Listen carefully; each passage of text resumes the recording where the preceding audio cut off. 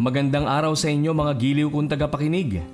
Panibagong kwento at panibagong aral ang inyong matutunghayan sa mga natatanging kwento ng buhay. Ako ang inyong tagapagsalaysay, si Clark. At ito ang ating kwento. Araw ng linggo, maaga akong ginising ni nanay upang magsimba. Saning! Gising sa akin ni nanay. Pikit mata pa akong bumangon. Inabot ko ang aking saklay upang makatayo ng maayos. Bata pa lang ako, pilay na ang isa kong paa dahil nabagsakan ito ng semento habang ginagawa ang bahay ng tita ko sa probinsya. Kami na lang din ni nanay ang magkatuwang sa buhay. Maliban sa ako lang ang nag-iisang anak, maaga ring namayapa ang aking tatay. Naghain na ako sa mesa. Halika at sabay na tayong kumain. Aya sa akin ni nanay nang makita kong lumabas sa aking kwarto. Magana kaming kumain ni nanay kahit na simpleng itlog at tuyo lang ang aming ulam. Sige na, mag-asikaso ka na at baka mahuli tayo sa misa. Nakangiting paalala ni nanay habang inililigpit ang pinagkainan namin. Naligo at nagbihis na ako ng puting bestidang binili niya sa may tiyangge. Isinuot ko na rin ang aking flat shoes. Tara na! Aya ni nanay sabay hawak sa aking kaliwang braso para alalayan ako. Sumakay na kami sa tricycle papuntang simbahan. Pagkarating doon may 5 minuto pa bago magumpisa ang misa. Isinuot na namin ni nanay ang dala naming puting belo nang makaupo kami sa bandang gitna. Taimtim ako nagdasal at matamang nakinig sa misa. Nang matapos ang misa, pinili naming manatili sandali sa loob. Sa dami ng mga nagsimba, batid naming mahihirapan kaming makipagsabayan palabas lalo na sa sitwasyon ko. Saning, mahinang tawag sa akin na ikinabigla ko. Hindi ko inaasahang makikita si Luis dito. Magandang umaga po, Aling Sonia. Bati ni Luis sa aking ina. Magandang umaga rin naman sa iyo, iho. Nakangiting tugon ni nanay. Dayo sa aming baryo si Luis.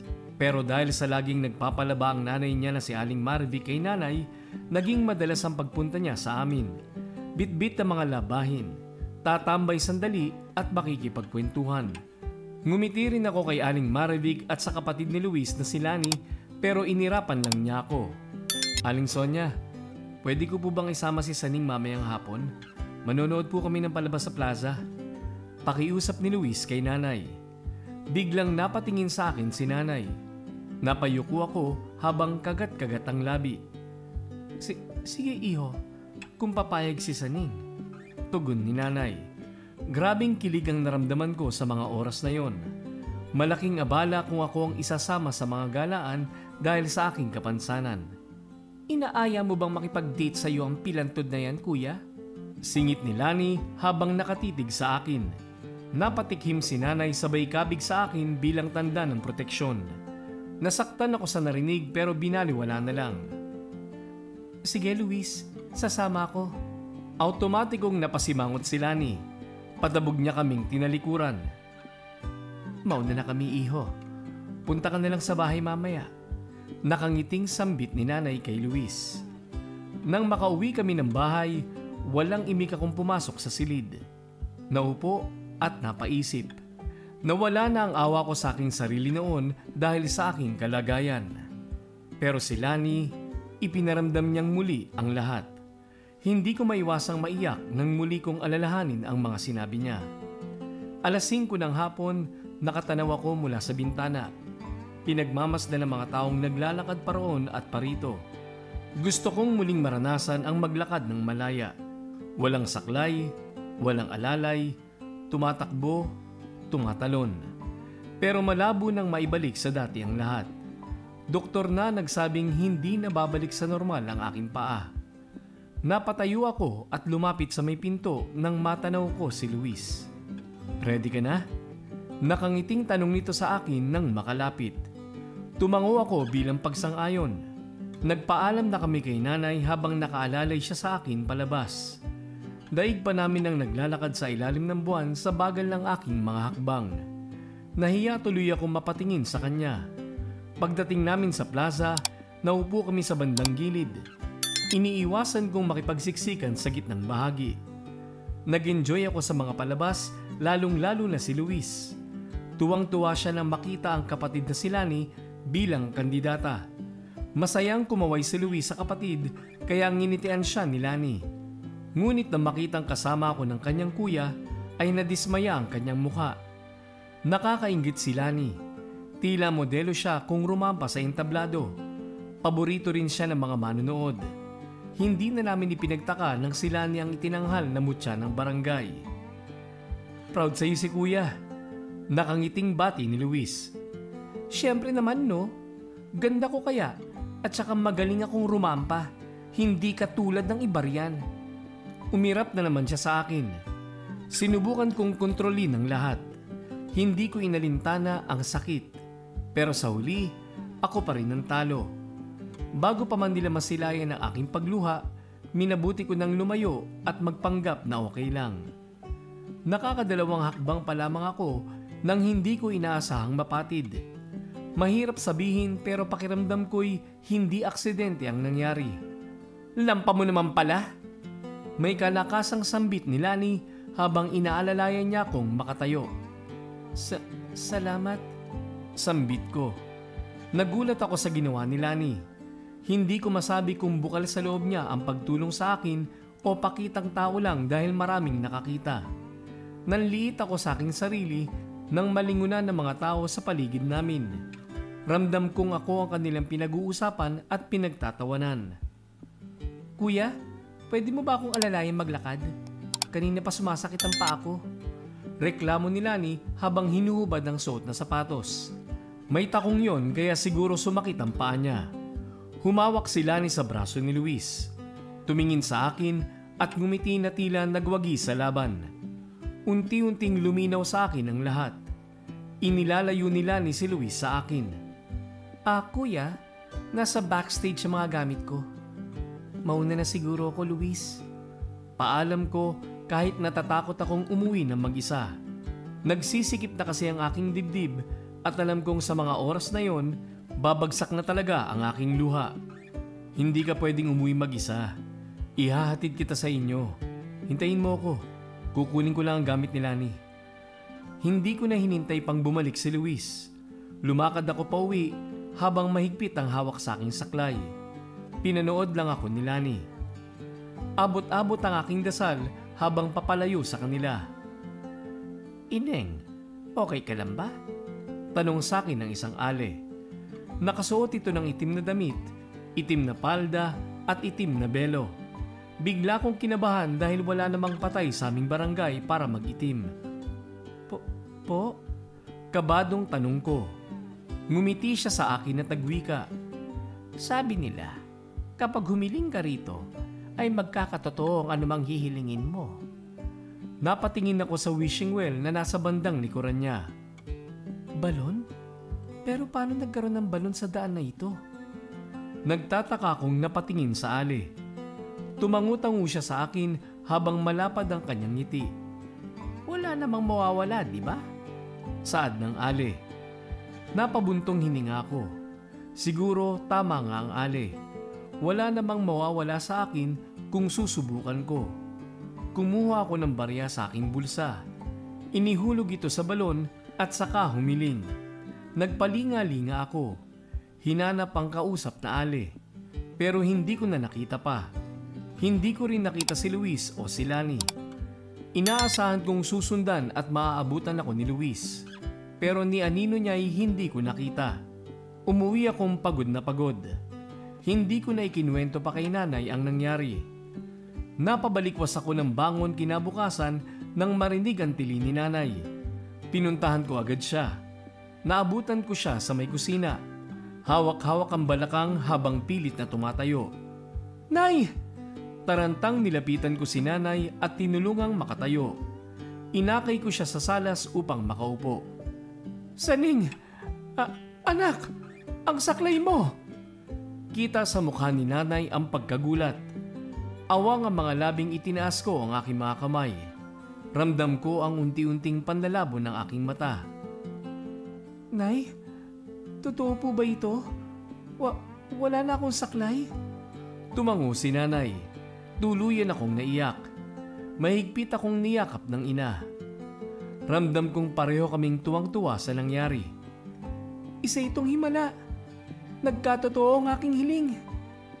Gaya ng dati, inabangan ko sa may bintana ang pagdating ni Luis. Hindi ako galit sa kanya. Ako naman ang nagpumilit umuwing mag-isa kahit sinabihan niya ako maghintay. Dumating ang araw ng Maria Santina sa aming barangay. Si Jessa na ang naging abala sa mga kung anong kailangan ko. Pero sa totoo lang ay kinakabahan ako dahil ito ang unang sabak ko sa pageant. Nasa entablado na kami at isa-isang rumampa ang aking mga kasama. Hindi ko na halos nakilala ang sarili ko. Tila may sariling isip ang katawan ko. Kumikilos na tila professional model. Nakapagtataka dahil sa taas ng heels na suot ko, hindi man lang ako natatapilok. Natapos ang patimpalak na ako ang nanalo. Hindi ka panipaniwala. Tuwang-tuwa naman si Jessa dahil mapupunta rin sa kanya ang kalahati ng aking napanalunan. Lumipas ang ilang linggo at buwan, lagi akong isinasali ni Jessa sa mga pageant. Maging ang pagiging muse sa basketball, sinalihan na rin namin. Naging masaya ako sa mga nakuhang karangalan. Ganon din ang inay at si Luis. Hanggang sa tawagan ako ng isang agency para maging model sa abroad. Pumayag ako, hindi lang dahil sa gusto ko ito, kundi ito talaga ang pangarap ko. Mabait at talaga namang maalaga si Luis, kaya mas lalong nahulog ang loob ko sa kanya. Kay Luis ko na rin inihabilin si nanay nang umalis ako pa ibang bansa. Mahirap malayo sa taong mahal. Mahirap magtrabaho, lalo na kung sila ang naaalala mo. Tinablan ako ng homesick pero tiniis ko para sa aking pangarap. Hanggang sa hindi ko na napansin ang araw at linggo. 6 na buwan ang lumipas, naging abala ko sa pagmamodelo. Ang 6 na buwan na pinirmahan ay nadagdagan pa. Malaking halaga ang kapalit ng pananatili ko sa ibang bansa, kaya kahit nagkasakit ang aking nanay, hindi ko siya nagawang bisitahin. Anak, sana makauwi ka ngayong Pasko. Miss na miss ka na ni nanay. Huwag na kayong magtampo. Miss ko na rin kayo. Pero sayang naman ito, Nay. Patapos na rin ho at makakauwi na ako. Mga usapang paulit-ulit sa tuwing tumatawag ako kay nanay. Walang ibang bilin kundi mag-ingat ako. Paalalang lalong nagpapatibay ng loob ko habang nasa malayo. Matapos ang isang event, kagad akong umuwi sa aking tinutuluyan. Masama ang aking pakiramdam kaya hindi na ako sumama pa sa dinner party. Nakahiga na ako nang sunod-sunod na messages ang natanggap ko. Hindi ko na nagawang basahin pa sa sobrang pagod at sama ng pakiramdam. Nay, sambit ko habang nakabaluktot. Bigla kong naalala si nanay, kung paano niya ako alagaan kapag may sakit. Kung paanong hindi siya natutulog, mabantayan lamang ako magdamag. Anak, napabangon ako. Tila narinig ko si nanay. Tinawag ako. Magpakatatag ka, anak. Pinapatawad na kita sa iyong pagkukulang. Nanay? Tuluyan akong naiyak. Nang binigyan kami ng break, nagpa siya kong umuwi sa Pilipinas. Malungkot at tila walang buhay si nanay nang madatnan ko. Hindi na siya nakakakilos. Na-stroke si nanay. Hindi na rin si Luis ang nag-aalaga kay nanay. May ibang bantay si nanay na binabayaran ni Luis. Lumuhod ako at humingi ng tawad. Nay, sorry nay. Patawad na, nay. Sambit ko habang niyayakap siya. Hindi na ako aalis, nay. Aalagaan kita. Pagagalingin kita. Babawi ako, nay. Babawi ako. Saning? Luis? Sambit ko nang makilala ang tumawag sa akin. Napahinto ako sa pag-iyak. Patakbong niyakap si Luis. Tinapik niya ang likod ko sa kadahan-dahang dumistansya sa akin. Luis? Takang tanong ko. Nataranta ko nang makita ko siyang lumuluha. I'm sorry. Akala ko hindi ka na babalik. Yumuko siya. Hinaplos-haplos ang kamay. Parang hiniwa ang puso ko sa nakita. May suot siyang singsing. Si Luis. Ang aking si Luis. Wala na. Hindi na siya malaya. Kasal na siya. Luis? Tanging sambit ko habang nilalapitan siya. Sinapo ko ang magkabila niyang pisngi. Nakipagtitigan. Kapwa kami luhaan. Inilapat ko ang aking noo sa noo niya. Luis, kasalanan ko. Pinabayaan kita. Patawarin mo ko. Hinawakan niya ang magkabila kong pisngi. I'm sorry. Naging mahina ako. Napagod. Pero maniwala ka man o hindi, ikaw pa rin. Ikaw pa rin ang gusto nito. Pag-amin niya habang inilalapat ang kamay ko sa kanyang dibdib. Niyakap ko siya. Mahigpit na mahigpit. Tumango-tango at hinaplos ang kanyang likuran. Pinatatawad na kita at sana'y patawarin mo rin ako. Masakit, pero kakayanin ko. Salamat. Salamat sa lahat. Matapos naming magkaayos ni Luis, hindi ako nag-aksaya ng panahon. Ipinagamot ko si nanay sa espesyalista. Hindi nagtagal, nakagalaw na si nanay. Nakapagsalita kahit paunti-unti. Ipinasyal ko si nanay sa kung saan-saan. Ipinagluto, pinagsilbihan. Sinigurado kong masaya ang bawat oras niya. Bumawi ako kay nanay, pero ang lahat ay panandalian lamang. Tila ba hinintay lang ako ni nanay na umuwi at makasama siya dahil hindi nagtagal, binawian siya ng buhay. Nakangiti siyang pumikit. Kabilin-bilinan niyang huwag akong iiyak. Gusto niyang pabaunan ko siya ng ngiti. Tinupad ko yun. Hindi ako umiyak. Pinigilan ko. Pero nang mapag-isa matapos ang libing, doon ko ibinuhos ang lahat ng luha. Wala na si nanay. Wala na si Luis. Kung kailan ako muling makakabangon, hindi ko masabi. Naging malaking leksyon sa akin ang lahat. Time is gold. Mahalaga ang oras.